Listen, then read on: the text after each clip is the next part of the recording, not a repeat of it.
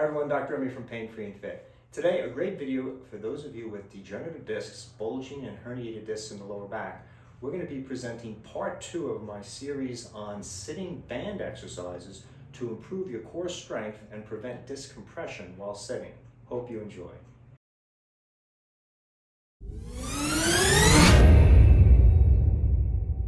So in part 1 of this series, we discussed the idea of placing a band between our shoulders and our pelvis to compress the spine in the seated position, and then using our core muscles to resist that pressure and sit up straighter to reduce the pressures on the disc. Remember, when we sit, we have 12 or greater times the body weight on the disc compared to when we stand.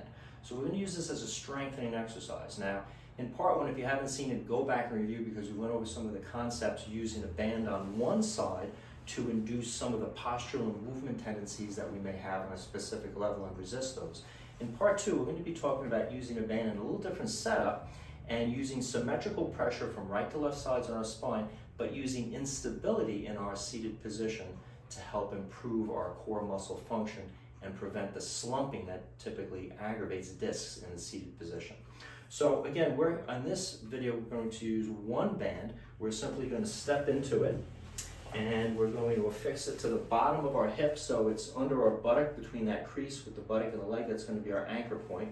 And then we're going to drape the top behind our head so it's over our shoulders. And this band, when we sit and when we stand, is trying to compress. It's trying to pull my shoulders down into my spine and compress the discs. I have to use the core muscles to set myself to resist that, to keep my spine tall and decompressed.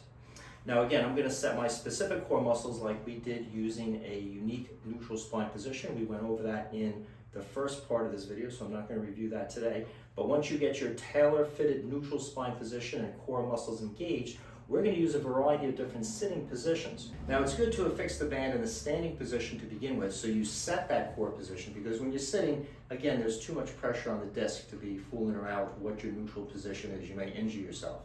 So in the standing position, I set my tail under or tail up, whatever I need, one hip down, any rotation, any multifidus or transverse abdominis correction that I need, and my core is set before I sit. Now, if I sit on a normal seat, I'm only going to have so much stability under my pelvis to challenge me in terms of holding this core. But if I sit on a soft pad, such as this Airex pad, the softer the cushion, the more unstable my sitting surface is. It's more of a challenge to prevent my pelvis from leaning one way or another. If, like most disc people, I have aggravations with flexion, meaning that if I slump down and allow the arch in my back to decrease, the hollow in my back to bulge outwards, and my tailbone to come under, that's going to be a challenge for me, especially if I have a flatter seat. For beginners, you may want to use some wedges under the back of your seat so the back of your seat is tilted upwards and you're sitting on a slight downward slope. It's easier in this position to maintain that arch in your back.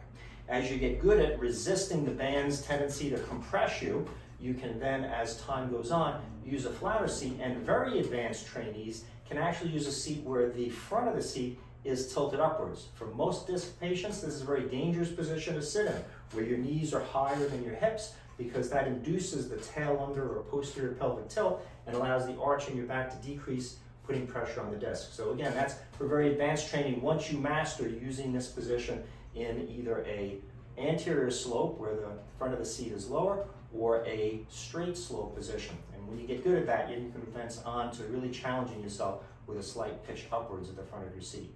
Now, besides using a soft surface, we can use, depending on our unique position of posture that we fall into, a wobble board. Now, a wobble board allows us to have a challenge from side to side, or if we position it this way, a challenge front to back. So again, depending on what your unique posture movement tendencies are, what you need to work on in terms of preventing, you'll choose one direction versus another. If you're not sure, work with a good rehab specialist who can help you figure out what your movement tendencies are, what your posture tendencies are that are aggravating your biomechanical stress on your discs, or take the free body analysis at the painfreeandfit.com website, as well any of our programs available for back pain relief and back pain exercise at painfreeandfit.com. All has that analysis built into the programs. So let's say I have a tendency to have one hip hike up. Let's say that's my tendency. My left side likes to hike up. When I squat, when I sit, I have a tendency to kind of lean towards that right buttock, my left hip comes up, I compress the left side of my disc. If that's so, I'm going to use a wobble board when I sit that tilts side to side. And as I place it on my chair or sitting surface, the wobble board is going to wobble sideways. So I have to use a little bit more of a conscious effort to make sure that that left hip stays down and not up. Again, this is more advanced once you get used to sitting on a stable surface. If I have a tendency to lose the arch of my back, meaning my tailbone goes under and I lose that arch in my back, causing a flattening of the back and irritating discs, I could set that wobble board up in a seated position so that it tilts front to back. And now when I sit on it, especially if I switch my pelvis from a slight forward to backward position, I'll notice there's a tendency to rock back and forth. And I can use that with the compression of the band trying to squash my discs to maintain that exact neutral spine position that I've taught myself. Wobble board is also good even without using a band, just for good sitting posture purposes on the disc, because you're going to have it tilt slightly forward and you can use slight mobilizations through the day as you rock back and forth on that to nourish the discs in the long-term sitting positions that we will get into while working during the day. Finally, more advanced trainers can use a ball which has a multi-directional challenge. When we sit on it, the ball can wobble all different directions. Again, the height of your chair is very important. I would not use a very low chair with this, where the ball allows my knees to be higher than my hips, because again, that decreases the curve of my back, and for most disc problems, not all, that's going to aggravate. So while I sit on the ball and my ischial tuberosities, those bones at the base of our buttocks where our hamstrings attach, are centered on the ball, now the ball wants to tilt me different ways, and it's a challenge to maintain all my postural corrections and not have my hip come up, or rotate to one side, or lean to one side as the band is compressing me. So you're getting two benefits from this. Number one, you're resisting the band's compression on the disc by using your core muscles to keep the spine tall in its neutral position, strengthening those muscles so long term you have more endurance strength to resist slumping when sitting. That's going to reduce disc pressure over the long term. And secondly, you are avoiding the tendency for instability, because now you're sitting on a surface that's not so stable and it wants to throw you off. It's easier to throw off your posture. So you're resisting that by consciously thinking about all of your corrections as you sit to avoid that asymmetry and that irritation on your disc. If you've enjoyed this video on sitting band exercises and instability in the seated position, subscribe to our channel. We get a lot of great videos out there to help you with disc herniations, bulges, and degeneration. Give me a thumbs up to help share this valuable information with others by liking this video. And questions or comments, as always, write in. I'll do my best to answer.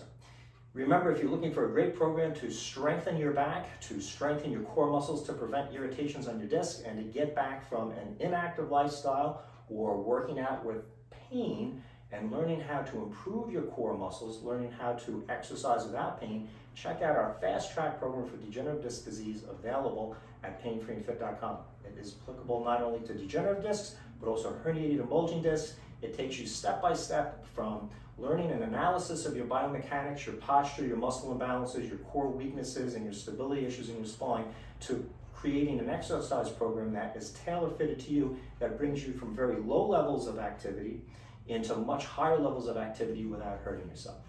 I hope you have enjoyed this video on sitting band exercises with instability, and it helps you with your chronic low back disc trouble.